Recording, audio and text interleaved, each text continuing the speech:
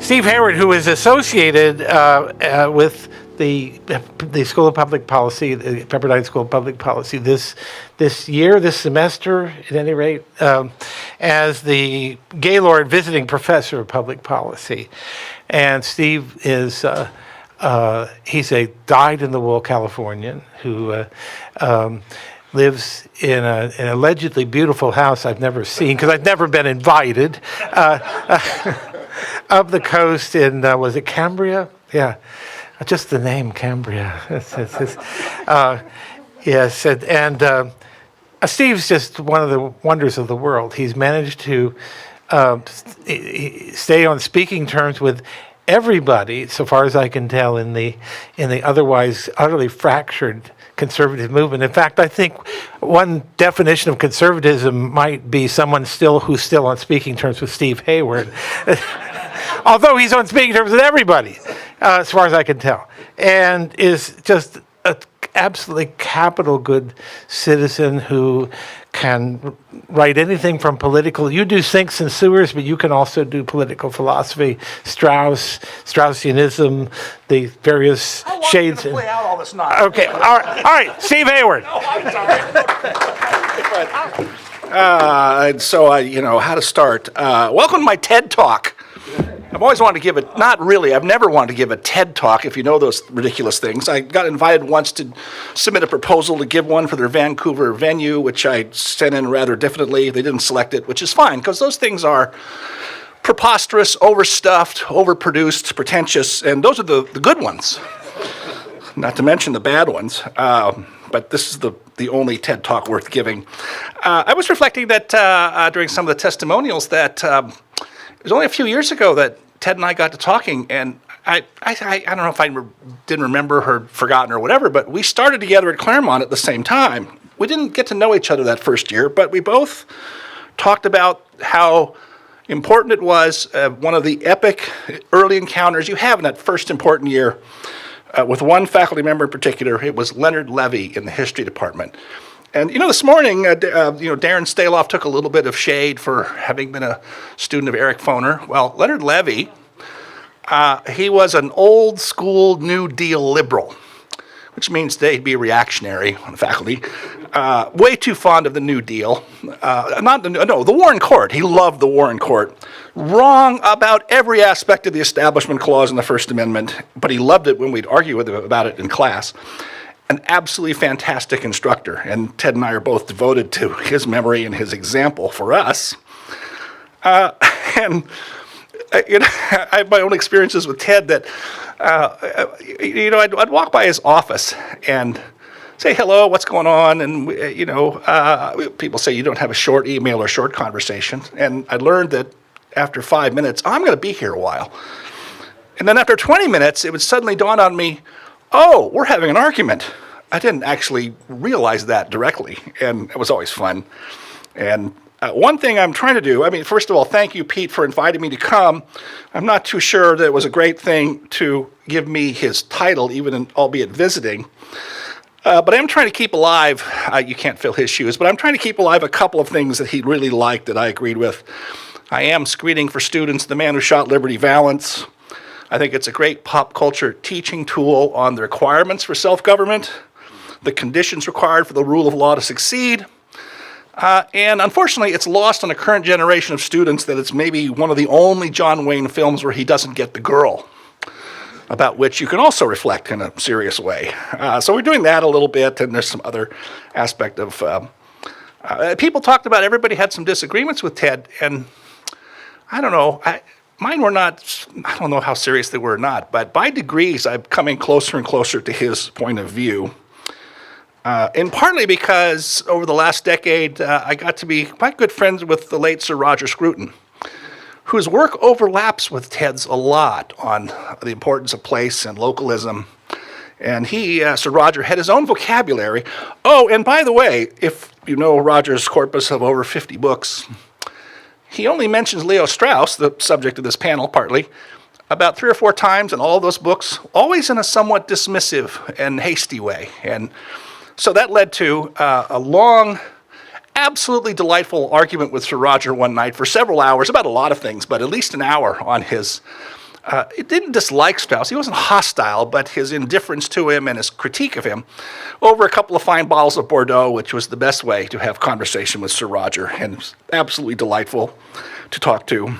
So thank you, Pete, but darn you, Maclay. I mean, it's not enough to try and take his place here, but to actually talk about his, I think, his magnum opus in many ways with like a month's notice when it really requires 3 months to do it right.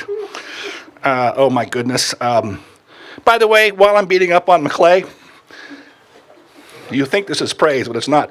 Everyone should see an article of his just out, the New Criterion, I think out from behind the paywall today, on the distinction between free speech and free expression from the New Criterion. And one of the things you mentioned, Bill, is, you know, the famous free speech cafe at Berkeley. And are they going to have to close that down some days because of all the problems? I got a head start on you on that. They have, all these bulletin boards out front that are in the round. You can put flyers up. So a few years ago, I thought I would test the free speech proposition.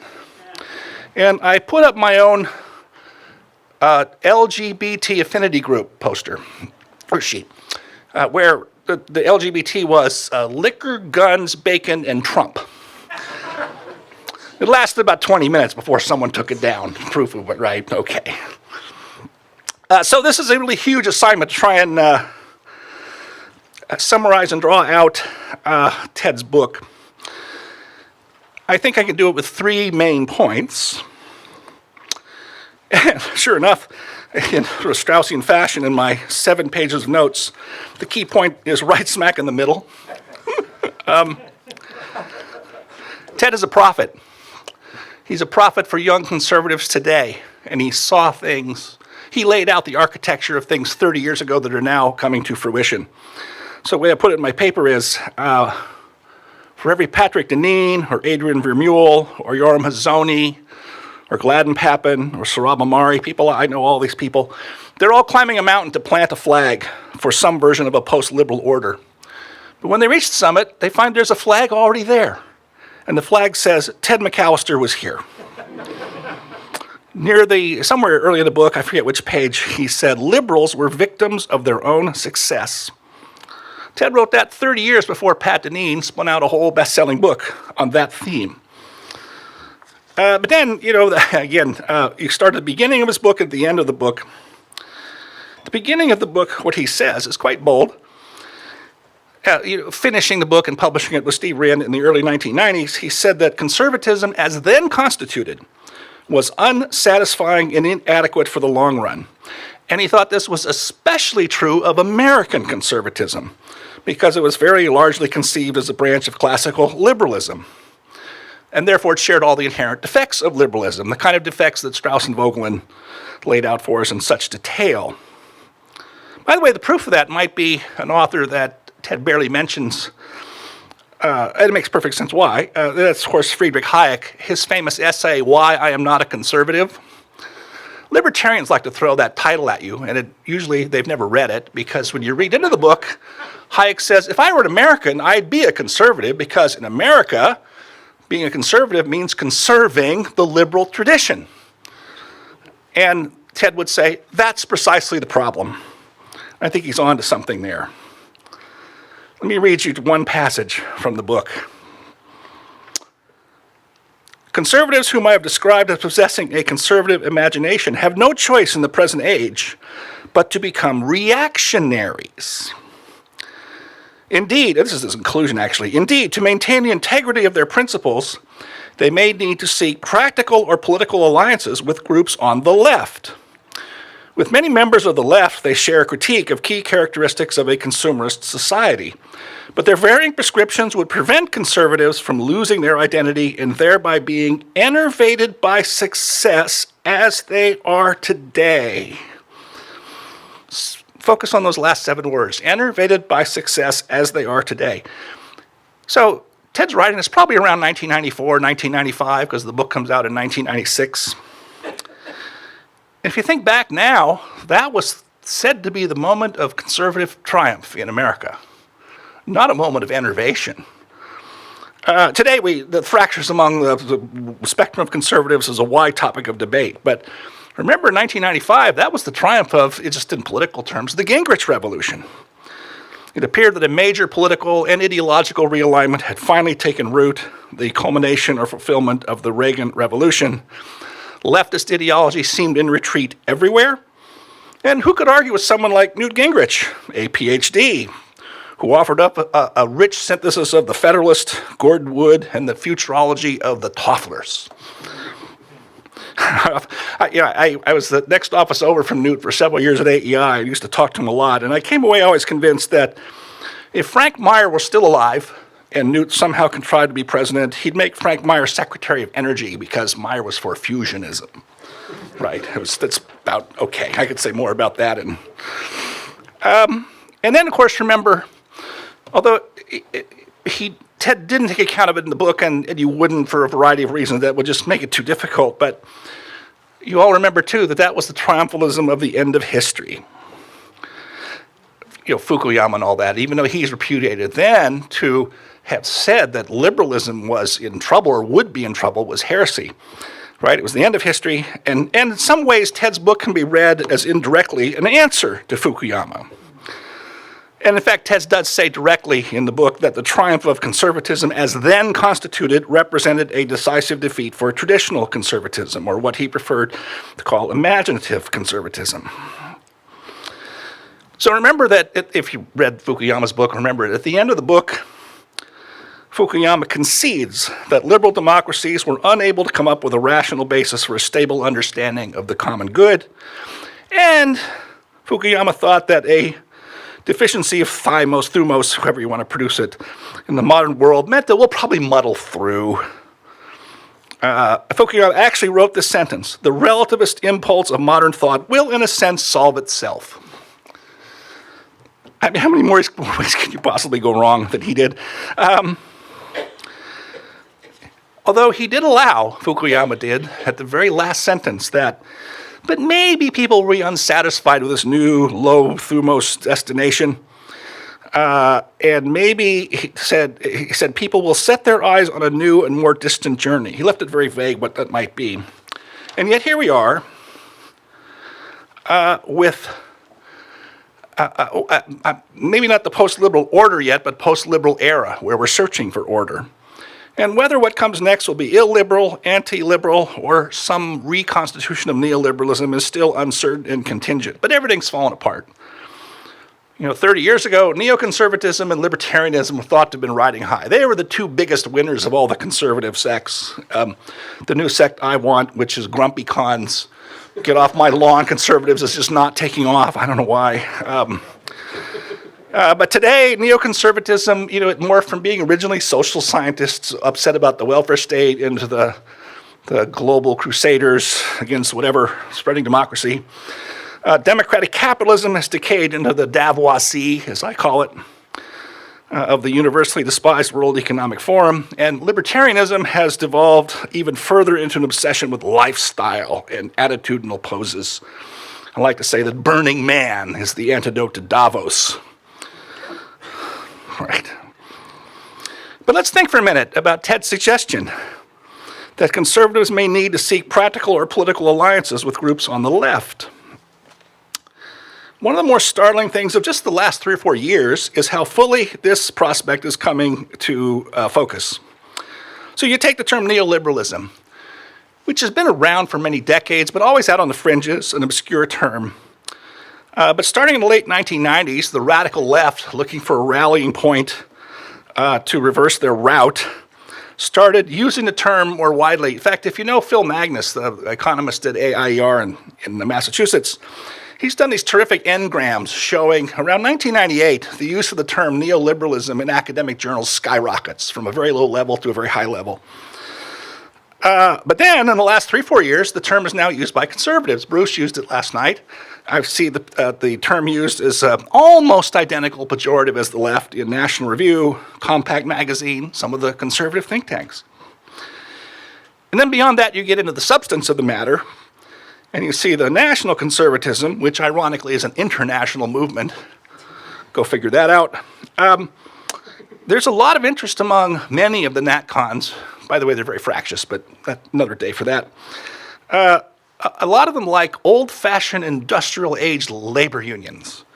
And there's even some pining for the social solidarity evoked by the New Deal.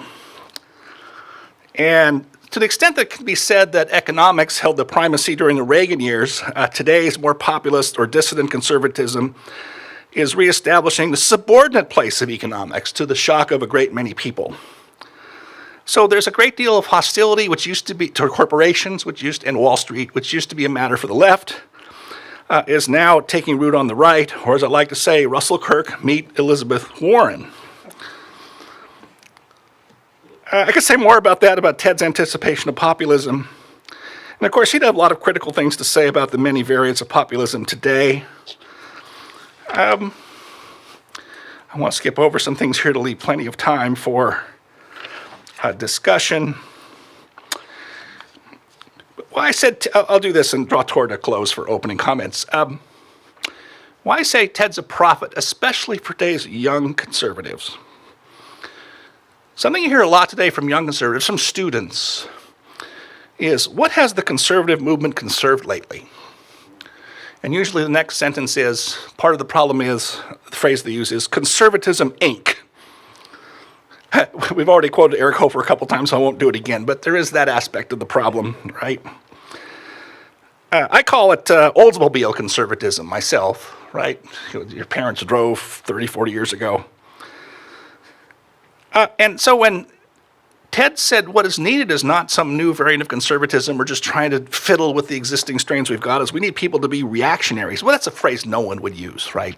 To be a reactionary is almost as bad as being a racist. But you look at some young conservatives today, they say, what has conservatism conserved lately? There's the fascination for, there have been a couple of oblique references to it so far throughout the day.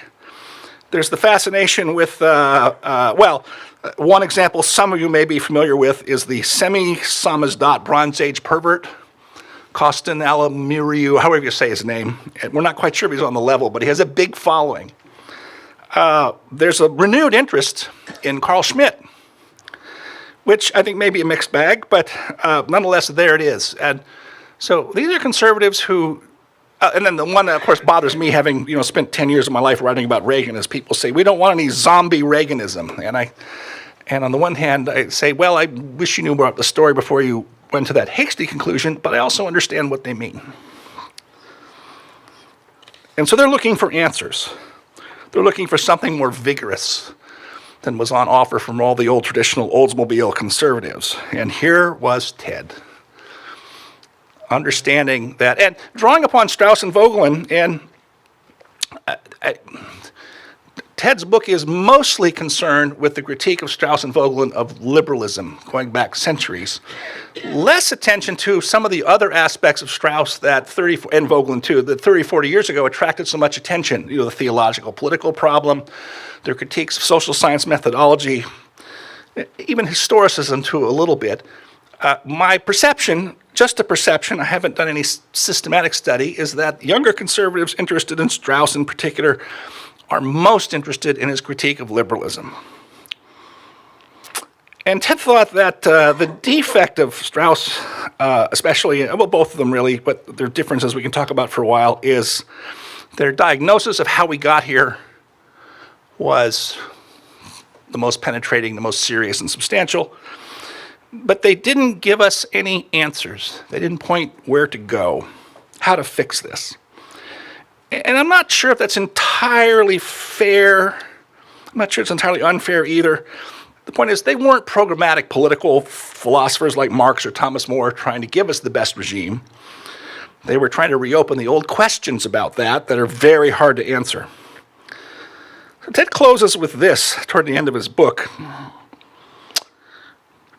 Now more than ever, conservatives require, for their own survival, a clear understanding, here in parentheses, in practical terms, it does not matter that their understanding be historically accurate, close paren, of the origins and nature of their situation, as well as some sense of that to which they are calling their nation back.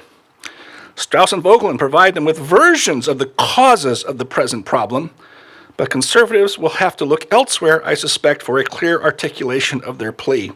Now, sort of stopped at that parenthetical note where he says, in practical terms, it does not matter that their understanding be historically accurate. I'm reminded of Wilmore Kendall's famous remark about Harry Jaffe's line for Barry Goldwater, extremism in defense of liberty is no vice. Kendall said, perfectly fine statement. Nothing that 100,000 well-chosen words couldn't fix. I think this statement is rescued by Ted saying, in practical terms. If that were missing, I'd say, wait a minute. Historical accuracy and truth is of paramount importance. But in a political sense, in practical terms, he would want to argue about it with me for a long time. But I think I see what he means there, and I think he's right. But it takes a while for you to absorb all that. And I think this can stand as a preface to Ted's subsequent interests in localism and some of the themes that Bruce and others have laid out and are the subject of the next panel. And I will stop here and yield the floor. Thank you. Yes, thanks. Well, thanks for inviting me, and thanks to Steve for his talk. I think you're probably right, grumpy conservatism doesn't have that much of a future. That's a bit too idiosyncratic, perhaps, but nonetheless. So let me make a few points about Leo Strauss and about the connection between Strauss and conservatism, or the revolt against modernity, the theme of Ted McAllister's book. I didn't know him, I never met him, but of course I wish I had. Let me say at the outset that the book is a very good analysis of Strauss, and in a way remarkably so, given that it was conceived before there were many extensive studies of Strauss himself. There may be four main areas of Strauss's work that Revolt Against Modernity focuses on. First, Machiavelli and esotericism. Strauss's book on Machiavelli really lays out, I think, in greater detail what esotericism means and the various procedures involved in it. He focuses also on Nietzsche to get at the heart of relativism. He focuses on the situation that faced Strauss and his fellow students in the 1920s, looking especially at an autobiographical preface that Strauss wrote to a reissue of his first book, Spinoza and Religion. And he focuses finally on the theological political problem via Strauss's work on Maimonides. And these areas are extremely well chosen, and there's an awful lot to learn from them. My one emendation here is that maybe as differentiated from what's said in the book, Strauss and his students, in fact, were often very specific about contemporary political scientists and their deficiencies. Social science positivism wasn't merely left as an abstraction. They named names, as the saying goes. Obviously, Strauss's own work on Weber in Natural Right and History, but he and his students also wrote a book called Essays on the Scientific Study of Politics. And there's a chapter there, all these chapters are critical, of course, on Harold Lasswell, maybe the leading political scientist of the day. A chapter on the American voter, which is the first one of these voting studies and surveys, featured maybe by Campbell and Miller. A study of Herbert Simon, the very important organizational thinker, and Arthur Bentley. So there were very specific studies, actually, of what was wrong with social science, and it didn't do Strauss and his students any favors in terms of future employment. The book, in fact, concludes with Strauss's remark in his epilogue, which is reprinted in another work as well, that political scientists of that day, let alone our own day, fiddle while Rome burns, but they're excused by the fact that they don't know that they are fiddling and they don't know that Rome is burning. Yes, a recipe for popularity among political scientists. The discussion of political science is also connected to, I think, a very characteristic way that Strauss writes when he's not being enigmatic or when he's not writing a commentary. Namely, the way he clarifies a subject through an almost scholastic or Aristotelian division of the subject by genus, species, various divisions, and so on. He doesn't always say he's doing this. He never, in fact, says he's doing this, but you can see that this is what he often does. In this regard, I'll point us to Strauss's distinctions in his essay, What is Political Philosophy?, which in a way is his most general essay, together with the book Natural Right and History. His distinctions, his careful distinctions among political thought, political philosophy, political theory, political theology, and modes of political knowledge that range from common sense simply to common sense together with vast experience, and still more distinctions, the attempt to understand political science or politics through scientific laws, the misguided attempt, and then ultimately to the vast degree of information that we now need really to be successful politically beyond mere political experience. Careful distinction all the way down. For our topic, or at least the topic that I was told to concentrate on, one might call Strauss's way of proceeding a conservative defense of common sense in his discussions of politics, a conservative defense of the common sense understanding of a phenomenon, and in this case, politics, while also recognizing that there is experience and knowledge beyond common sense, beyond ordinary common sense. This view of what we all see about politics commonsensically, what we all know about it commonsensically, together with experience, that's the ground for self-government, as opposed to technological and bureaucratic expertise simply. And one might say that saving the phenomenon of politics was common to Strauss and Hannah Arendt and Eric Voegelin and others, and was among really the attractions, at least for my generation, and it really is crucial to conservatism today. Saving really the phenomenon of basic political understanding as a way of limiting or controlling or directing bureaucratic expertise and technological expertise. So now let me discuss a few other themes in Strauss that I think connect conservatism and Strauss, both generally and again also a bit more as it appeared to my generation. Not so much, I think, a full revolt against modernity, but a display of its limits. Strauss is connected to, or a ground for conservatism, in at least 8 respects, which should still, I think, be elements of conservatism. First, his writings lead one to be wary of utopianism, or to be aware of the limits of politics. Political life is based on opinion, but philosophy questions opinion. Neither justice purely or unbridled thought can be completely at home in a political community. And one sees this maybe in particular in Strauss's interpretation of Plato's Republic. His writings also lead one to see that human beings cannot be properly understood as on simply egalitarian grounds. So we see Strauss's own, and especially others', esotericism, based on a distinction, often at least, between philosophical speculation and political health.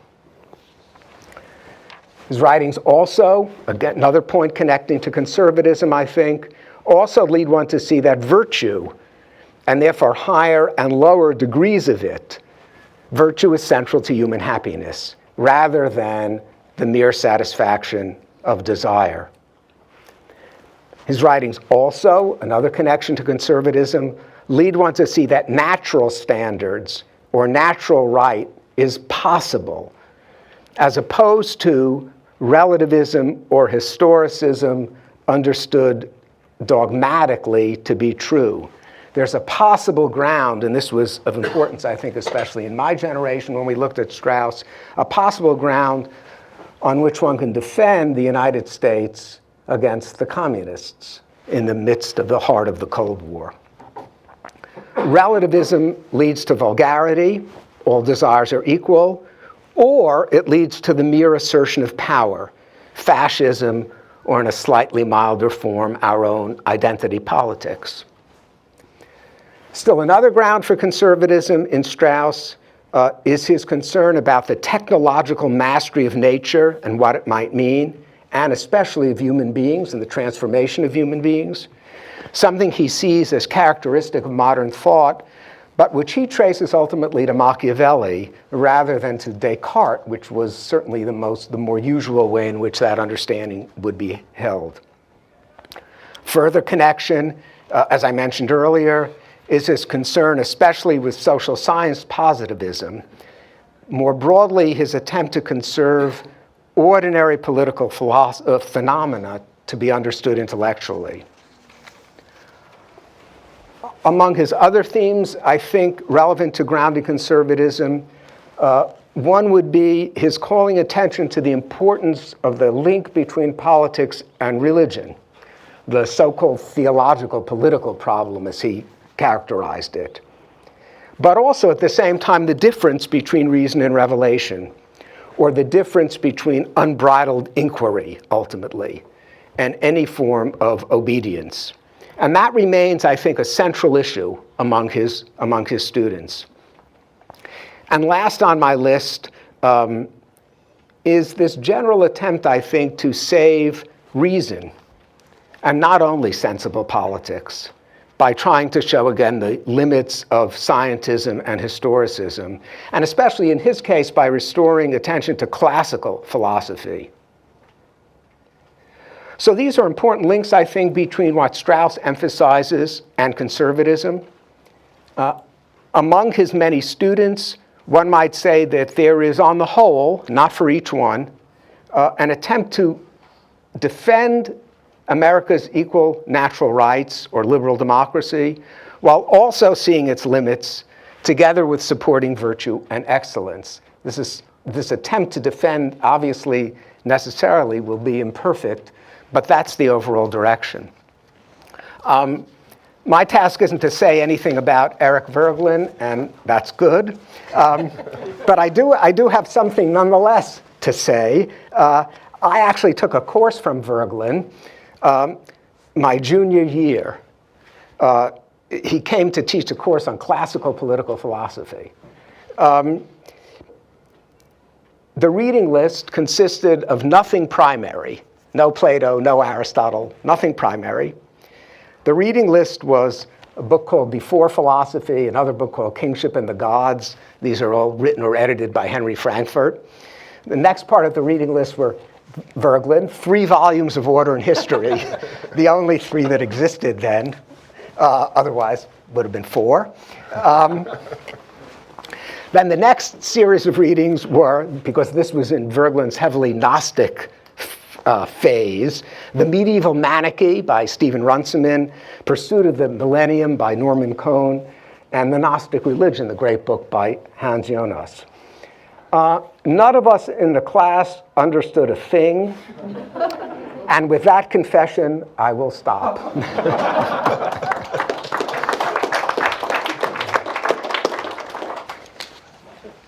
Great. Is this on? You hear me? Good, good.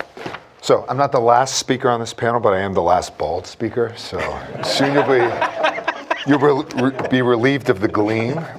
Take care of it.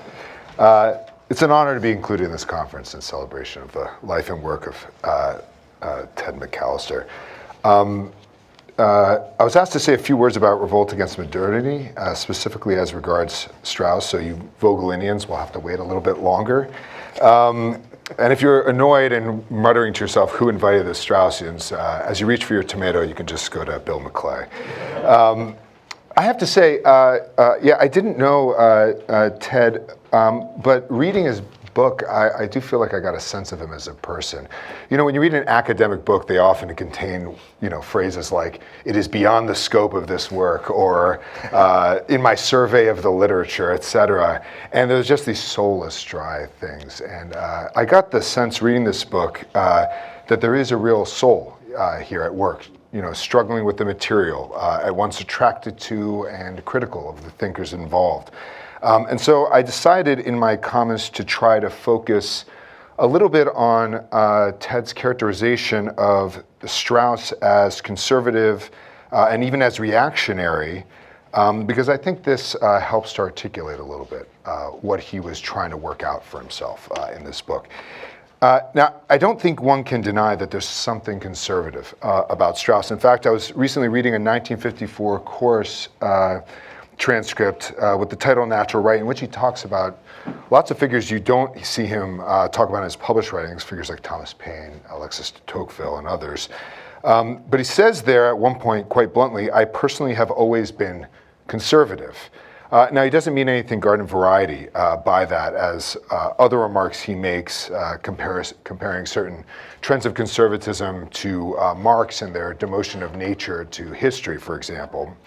But if you even go back, and I want to stress the word always in that statement he makes, if you even go back to his earliest writings from the 1920s, his Zionist writings or to Spinoza's Critique of Religion, you do find very powerful arguments in defense of Jewish orthodoxy, arguments that drove him from Spinoza to Maimonides to Farabi and then back to classical philosophy. And this tension between classical philosophy and the Bible, what he called an unresolved conflict, Strauss would many decades later call the secret vitality, the very life, and even the glory of Western civilization. I don't think it can be denied that Strauss in all of his works tries to revitalize these two conflicting roots of Western civilization through a critique of the modern project of mastering fortune and nature, which had an implicit rejection, sometimes explicit, of all superhuman standards, be that standard God or nature. In Ted's words, the modern project as initiated by Machiavelli would unhinge political and social order from any supra-political context that once shaped and directed earthly concerns. I think the greater difficulty, though, lies in the proposal that Strauss was a reactionary, but I think it makes a bit more sense when you think of the rather idiosyncratic or unconventional way in which Ted used this word. When I think of a reactionary thinker, I think of somebody like Carl Schmitt, whom Strauss critiqued for having recognized that Hobbes was at the roots of liberalism, but for having failed to get to progress beyond the horizon of liberalism. Schmitt strikes me as a reactionary in the sense that he's fundamentally determined by that against which he reacts. But the way that Ted uses it, reactionary is not in conflict with the term philosopher, which is, I think, our initial impulse. That said, Ted is critical of Strauss and Voegelin, for that matter, as Steve notes, for the incompleteness of their reactions, for their failing to provide adequate solutions to the problem of modernity.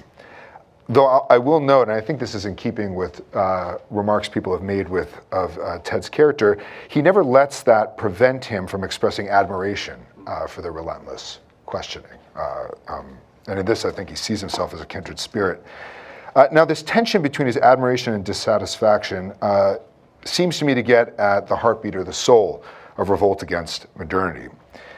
Ted appears to me to have been torn between his admiration of the manifest learning of Strauss and his desire for more concrete guidance for political action than Strauss appears to have provided. I think it's possible, however, that Strauss does give us more guidance than we might at first recognize, and I think Ted is often dancing around this. There's a common criticism of Strauss, one that Steve echoed in the remarks that he gave us, but which he didn't deliver. But anyways, there's this criticism that Strauss's work consists almost exclusively on commentaries on other authors, and highly cryptic ones at that. That his teaching is incredibly obscure. I think Ted sensed rightly that an obscure teaching cannot serve as the basis of a philosophic school, say nothing of inaugurating a brand of conservatism. I do think it should be observed, however, that Strauss's obscurity is owed to the fact that he believed it necessary to exercise the utmost care in reading and discussing the greatest works of the Western canon. And that Strauss believed that is plain, I think, for all to see. It's in fact the least obscure thing in his otherwise obscure teaching. Now, I think Ted makes some very moving statements to this effect in Revolt Against Modernity. about how Strauss exercised such care continuously, assiduously, in both his teaching and writing. But the effect of that should also be observed, that he modeled this care to his students and readers, and he thereby encouraged them to emulate it. And though his students do debate his thought endlessly, nevertheless they are, I think, of one mind that the careful study of the history of philosophy, of that canon, is indispensable for understanding the present crisis. Strauss's obscurity should be examined then, I think, not as a flaw, but as a feature of his teaching. It's infectious, and it is so by design. Properly understood, I think it grants us insight into his political project within the academy.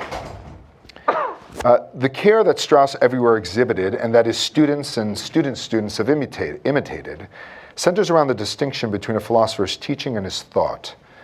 This distinction allowed him to avoid the error of rejecting a philosopher solely on the basis of manifest contradictions in his teaching. Such contradictions are not by themselves sufficient evidence of a philosopher's carelessness. They may rather indicate hesitations, qualifications, even reservations about his own teaching.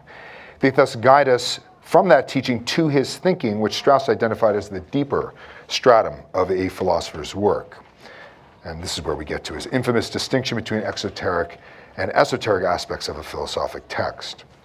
Now, Strauss was not the first to make this distinction. It's quite remarkable, I think, actually, how often and how openly philosophers have pointed to their own and one another's esotericism.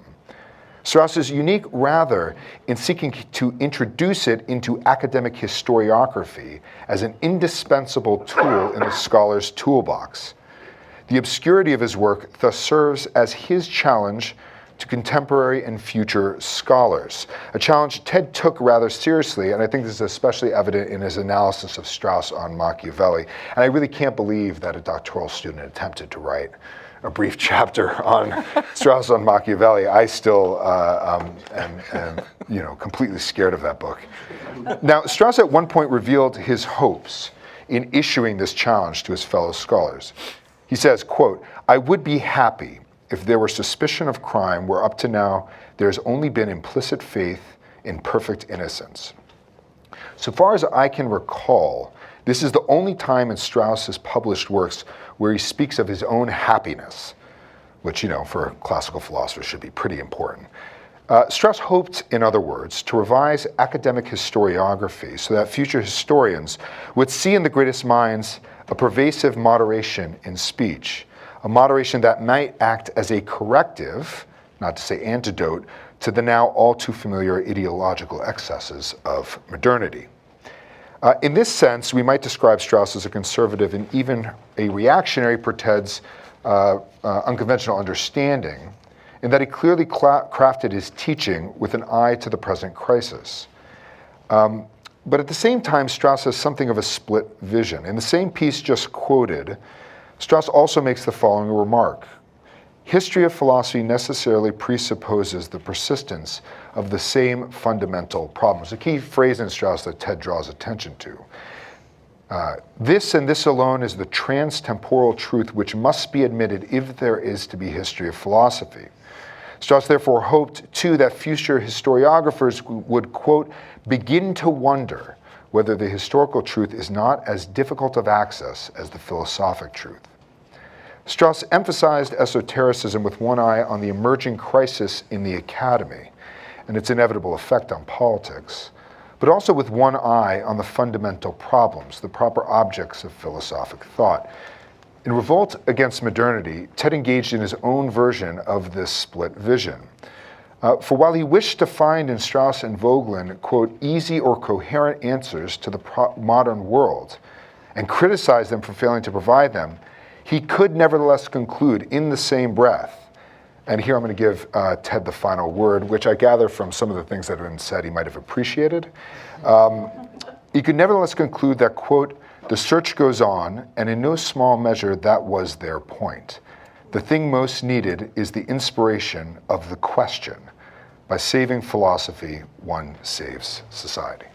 Thanks.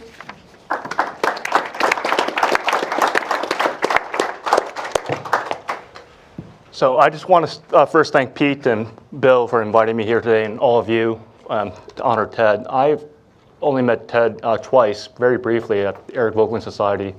I was a grad student one time and an assistant professor at the other, and I think we talked maybe 3 minutes at most. I don't remember what the conversation was, but what I do remember is the sense of he was supportive, he was encouraging, he took you seriously, and I think he gave, I think, a young academic confidence. I think it was what you needed at that time, so I'm very grateful for that. I think I'll start with a quote from the book, Revolt Against Modernity. Here's a quote. "Yet the conservative imagination now seems further removed from American experience, or at least political experience, than ever before. The social order is no longer shaped by a dedication to tradition, governed by a clearly articulated concept of natural law, or organized into variegate and largely local institutions. In short, traditional conservatives find themselves without much to conserve." So he wrote that in the mid-90s. You could probably say it was applicable then. You may say it's even more applicable to today in some ways. So where do Voegelin and Strauss fit in this conversation? I think what I'll do here is talk about how they understood the crisis of modernity and the crisis of American liberalism. They both saw it slightly differently. And then they offer pathways out of it, which may be attractive or appealing to conservatives. But before I begin, I think for those who aren't familiar with Voegelin and Strauss, I'll give a very brief biography of each one. So Voegelin was born in 1901 in Germany. His family moved to Vienna when he was a child. He did his undergraduate and graduate work there, became an assistant professor. He was awarded the Rockefeller Scholarship, where he spent 2 years in the United States, which for him was an intellectual breakthrough from the provincial European continental thought. He returned back to Vienna, wrote 2 books criticizing Hitler's race idea, and as a result had to flee Europe, went to the United States, and eventually ended up at Louisiana State University for 13 years, where he published his most famous works, New Science of Politics, and Order and History, Volume 1 through 3. He then went to University of Munich to start a doctorate program for European students, and then ended up at the Hoover Institute at Stanford, where he passed away in 1985. Leo Strauss was born in 1899 in Germany. He went to his undergraduate at Marburg and then his graduate work at Hamburg. After he graduated, he worked at the Academy for Jewish Social Research, where he wrote about Maimonides and Spinoza, and really came across the problem that preoccupied him for the rest of his career, the theological political problem, which was referred to earlier, which is the relationship between reason and revelation, and that reason could explain revelation away, nor revelation could dismiss reason. And so you have this tension between these two epistemological modes. He also was awarded the Rockefeller Fellowship, where he went to England, and because he was Jewish, he fled to the United States, where he ended up at the New School for Social Research in New York City for 10 years before ending up at the University of Chicago, where he published his most famous works, Natural Right and History, Thoughts of Machiavelli, Persecution and the Art of Writing, and so on. Then he passed away in 1973 in Annapolis, Maryland, at St. John's. So that's a brief, hopefully, for those who don't know, that's a brief biography of each one. Each one saw the crisis of modernity differently. So Voegelin, he saw the crisis of modernity in the sense of that in the early modern period, in the Enlightenment period, it was that reason, unaided reason, was the only way to account for reality and to explain the whole of reality. And this was problematic for Voegelin because for 2 reasons. One, he didn't think that human beings could have a complete account of reality. And secondly, he believed that reason also needed revelation or faith as well. He was open to both epistemological modes of understanding that.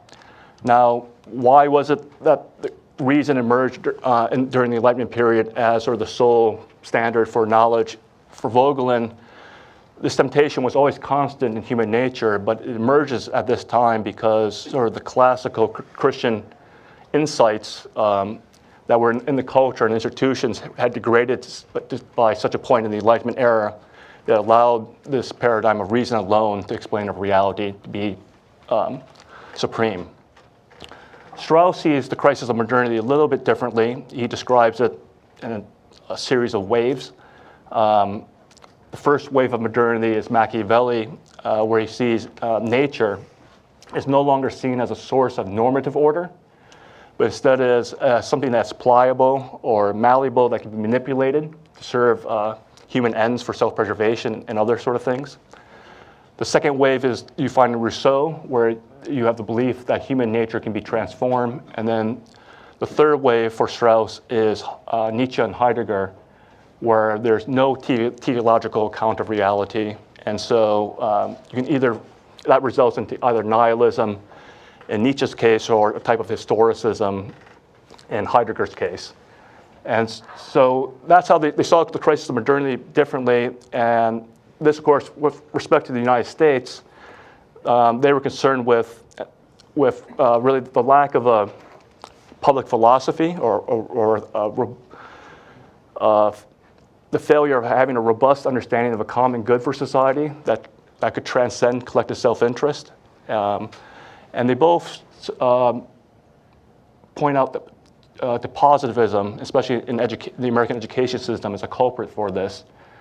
What they mean by positivism is that the natural sciences are seen as the model for knowledge creation, especially its methodology of the scientific method. And so with the social sciences trying to imitate the natural sciences, the result is that there's aspects of reality that don't conform to the scientific method. And as a result, they're either dismissed as irrelevant or imaginary.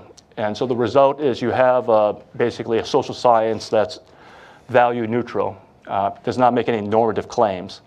And the result is in society that void is filled with ideology for both Voegelin and Strauss. Voegelin actually points out to the German university as a culprit of this. He actually, in his writings, he looks at William van Humboldt in 1809 when he started the university in Berlin, and Voegelin points out the purpose of the university set up then was for personal development or therapeutic education is what we call it today, and ignored civic education or the role of the citizen. So the result was you have basically students that come out of the university that are just concerned with private matters and don't care about public affairs. And we know, of course, the German model has a great influence in the United States with Johns Hopkins University and thereafter. For Strauss, he sees slightly differently, but somewhat, he goes about a slightly different way with the role of positivism and its deleterious effects on American citizens, in that he starts with the founding of the United States, and he sees it in a way that's sort of unusual. Even though the United States was birthed in the modern period, there had some anti-modernist characteristics to it that sort of resisted the worst of modernity. One was, and primarily it was the belief in seeing nature as a source of normative order.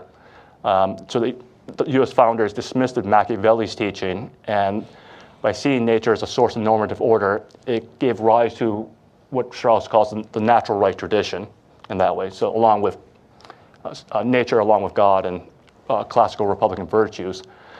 The problem with positivism, as Strauss sees it, is that when you have an education that's value neutral, that refuses to make normative claim, you can't teach this account of the founding to your students. And so that is the result is that void is filled in with an ideological teaching of the founding, which we talked on earlier today in that way. So to counter that, Strauss is a big proponent of liberal arts education, specifically the great books education, as a way to expand the mind of students' mind, look past presentism and sort of hopefully go back to this question of nature and natural rights.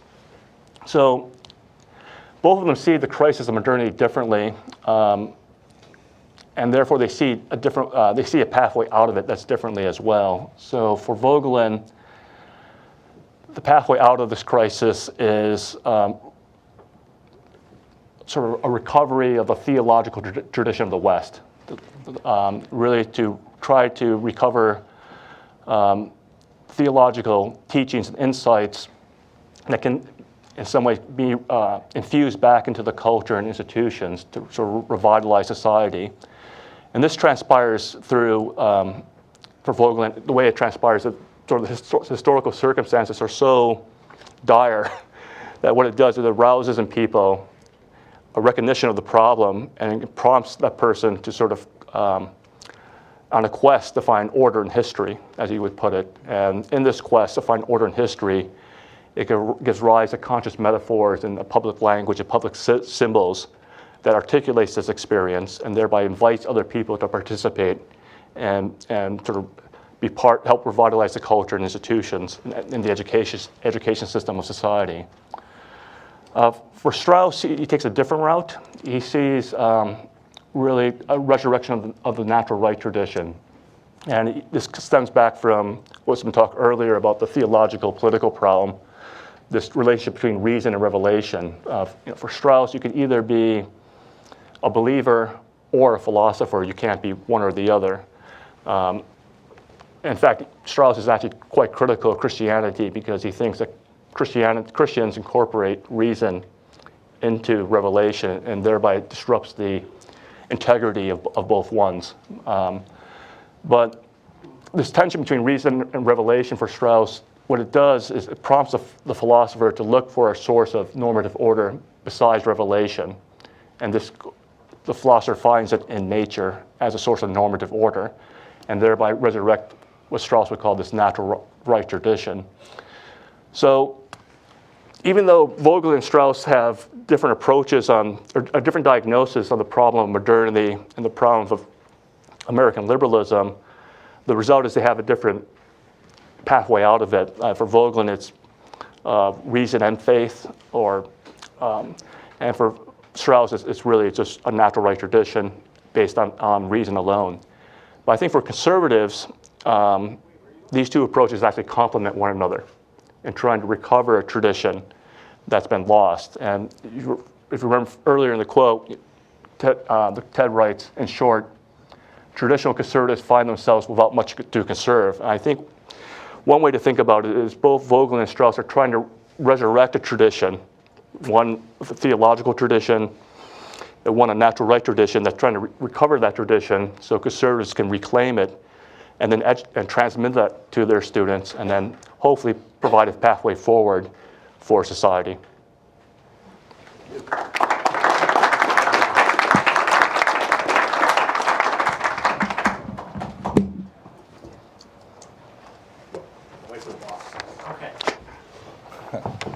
Steve, you have anything you want to say? No more brickbats at me. Well, maybe okay? one, no, okay. Well, maybe one thing that I didn't have time to treat in my short essay or my presentation. It's really a question for anybody, but for Lee principally. I recall Voegelin saying, you'll know this better than me, that he did not consider himself a conservative, and I never wondered if he meant that philosophically or politically, or if he was trying to put some distance between himself and the partisan political world. Do you recall this, and what do you make of it? I think it's all of it, quite frankly. I think in the context when he wrote it, he's referring to ideologies. And so this refers, Voegelin was very, he had grave reservations on ideologies. He thought it was anti-scientific. And so being the label of conservatism, you sort of categorically reject. I think if you got to sort of the enduring principles behind it, or to use his words, the experiential content behind it, there's probably quite a bit of overlap. Right. Has there been there is a pretty good book on Voegelin's political science. I forget the author, but which I haven't had a chance to read. Are there any good biographies of him? Well, he did the autobiographical reflections. Yes, It's probably the best one to read. That's fascinating reading. Yeah. So his student, his only American student, doctoral student Ellis Sandoz, did a series of recordings with him. And then he actually just transcribed them, which is his account of his sort of early life, and then towards the end he gets into, dives deep into his philosophy. So, but certainly the first 2/3 of it, if you want to know his biography, it's worth reading. Yeah. Any, yes, Matt. Yeah, so this issue was brought up by Lee towards the end of your remarks. Strauss didn't have much to say about Christianity sort of programmatically, but there is a kind of contempt for Christianity. And some of this I think I was just picking up from the ambient sort of grad student culture at Chicago, where I was educated. But on precisely the grounds that you said, that the distinction between reason and revelation is insisted upon as a radical distinction. And so what's at stake seems to be that the philosopher needs to, it's almost I've come to regard it retroactively as a preoccupation with kind of the integrity of the soul of the philosopher, right? Revelation.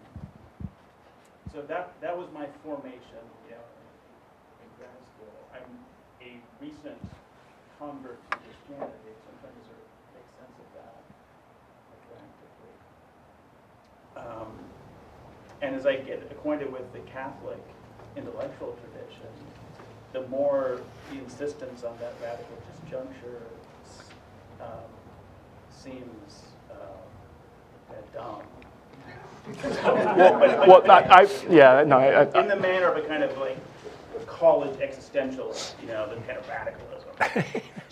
So I'll be happy to address that, and I think I should defer afterwards. Defer to my colleagues who would, because they probably will correct me. But I think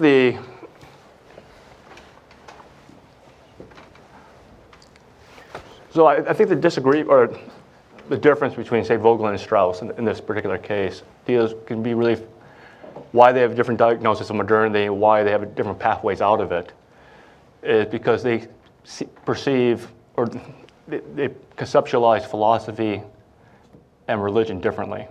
And so I think for Strauss, the task of the philosopher is, as far as I understand it, is to seek the whole of reality, as he puts it in Natural Right and History. Now he claims this stems from Platonic philosophy, which is curious because if you read the Platonic dialogues, that Socrates never makes that claim. But given Strauss's methodology of esoteric writing, if you read between the lines, that's the true teaching.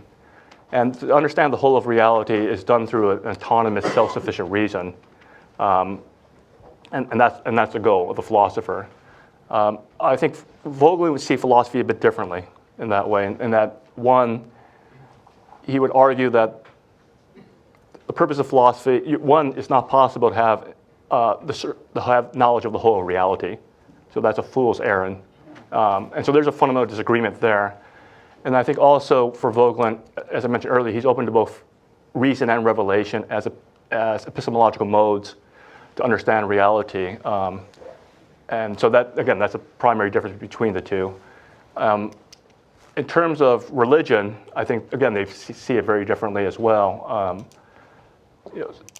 Strauss, as far as I understand it, sees sort of revelation as, it's probably a poor characterization, but sort of objective information from God to human beings that becomes manifested in an all-encompassing, rigid law and creed, which you can either assent or not assent to, but that assent is not rational in that way.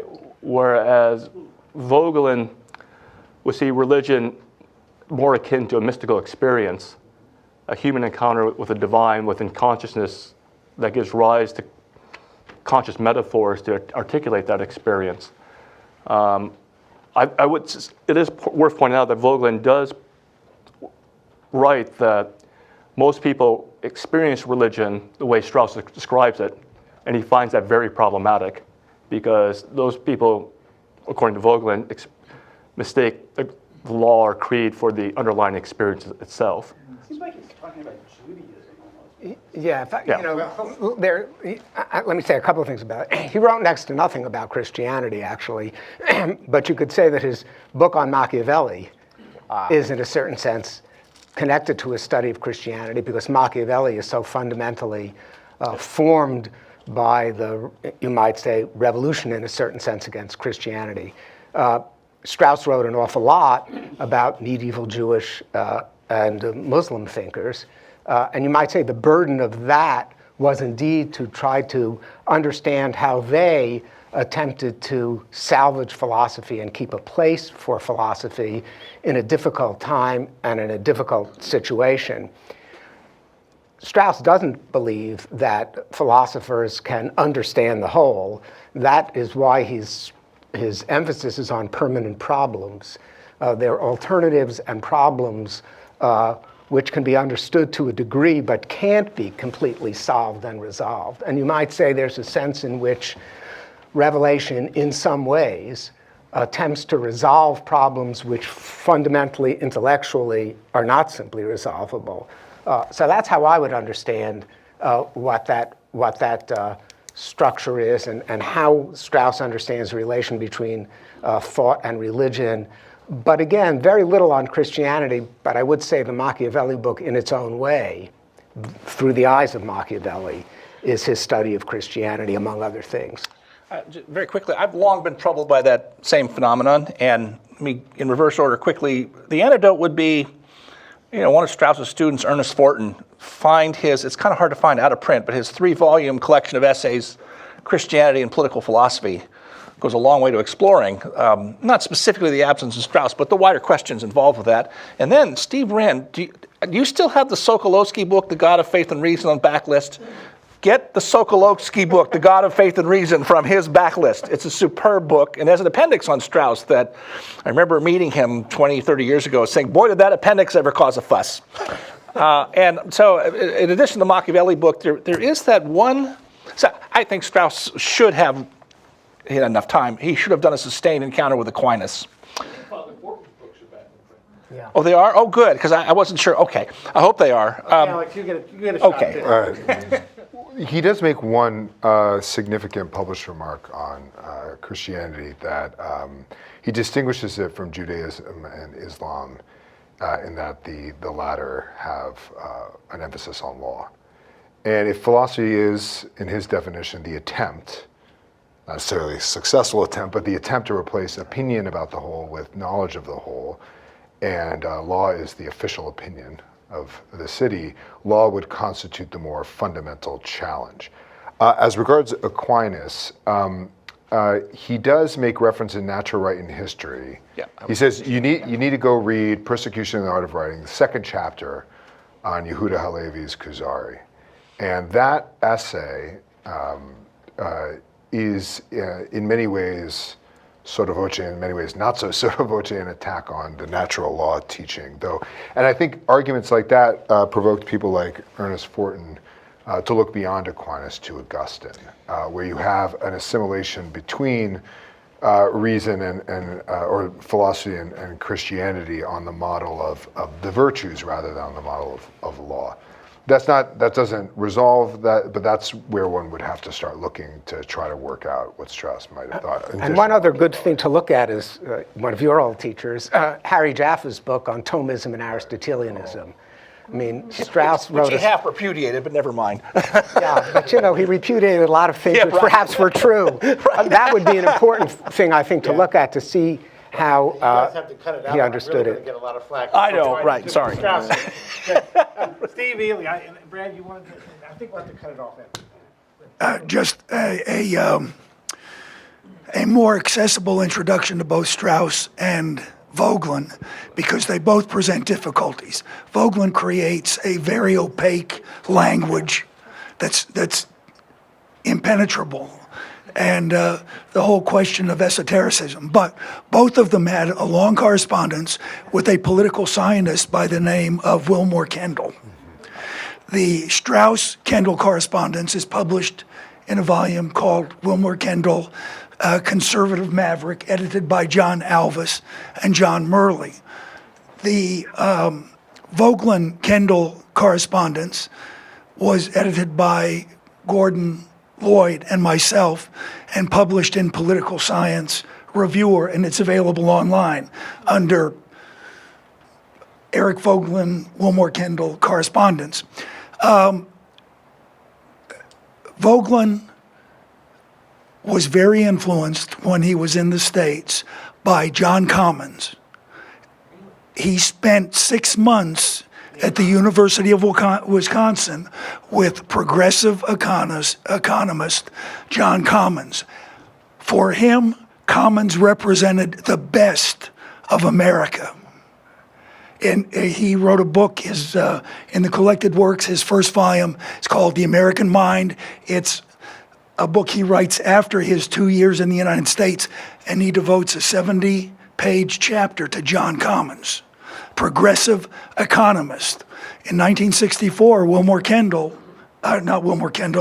Gerhard Niemeyer organized a panel on Voegelin and Goldwater at the American Political Science Association. And although they were friends, Voegelin sent Niemeyer a scathing letter saying, "I am a scientist. I am not a political hack. And my work is not designed for use by political hacks."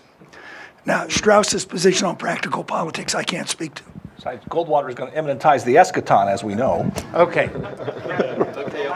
Gnosticism is a defense virtue, we don't find. Two things. First of all, I imagine that Strauss would object to anyone calling him a reactionary. And I say this, he argues that in the 19th century, the language of good and evil was replaced by reactionary and progressive. And who wants to be a reactionary when you can be a progressive, except for Steve, of course. I think we have to be careful. I think he saw in that change in philosophical language an ominous sign of what was to come. And with the collapse of the idea of progress in the 20th century and a lot of bad things that went on there, and the difficulty of finding our way now, with having abandoned the language of good and evil. So there's that. The other thing I would just say about his politics, a couple of you have mentioned that politics lives in the element of opinion, and philosophy and that of unbridled inquiry. And Strauss, how many times did he have to say that? Which I think means that he did not see the political problem of justice being solved by pure reason through it. He very much tried to keep alive the tension between religion or revelation and reason with each side. Even though he did see them as coming from different places, he thought they shared a common morality when properly understood, at least classical reason and Judaism in particular, but I think we could say Christianity as well, except for the question of humility and magnanimity. So, I say that because I think he would have been alarmed at the disappearance of belief, a disappearance of revelation, a disappearance of church life as a consequence for politics itself. Because, even if you happen to be on the philosophic side, remember, Strauss said in his essay on liberal education, we're lucky if there's one philosopher alive in our generation, in our lifetime. So we have to be very careful, I think, in thinking that this battle between reason and revelation, or between philosophy and revelation, is some sort of primary problem in political life. There aren't that many philosophers, so there are a lot of those people claiming to be philosophers, and they have to be battled on the level of philosophy. Well, it's hearsay, while you're grabbing that, Bill, it's hearsay that Strauss said he felt at home in America fully when he realized that it was not polite to be an atheist openly. Suppose he said that. And he voted for Adlai Stevenson twice on the reactionary point. So there you go.